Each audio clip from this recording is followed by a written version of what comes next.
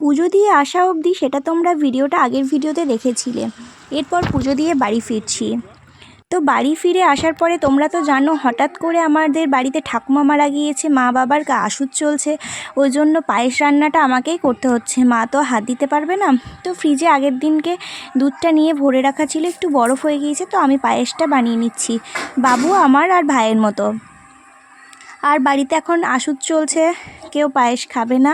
আর আমাদের জন্য আলাদা করে কী আর রান্না করব, ওই জন্য আমি একটু বাবুর মতো করে নিচ্ছি। এখানে টমেটো আর আমড়া দিয়ে চাটনি করা আছে, আর আলু ভেজেছি, বেগুন ভেজেছি, আর একটু ডিমের ঝোল, কারণ বাবু মাছ খায় না।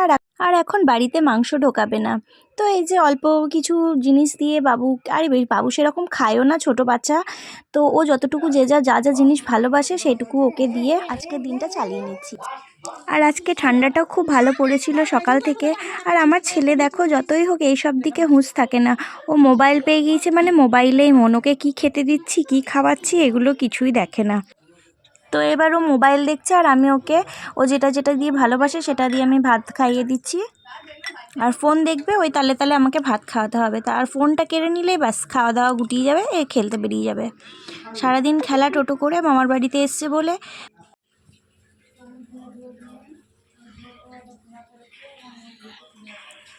তো আমার ছেলেকে খাওয়ানো কমপ্লিট, তো আমি মাকে বললাম আমাকে এখানেই খেতে দিয়ে দাও, আমি আর উঠতে পারছি না।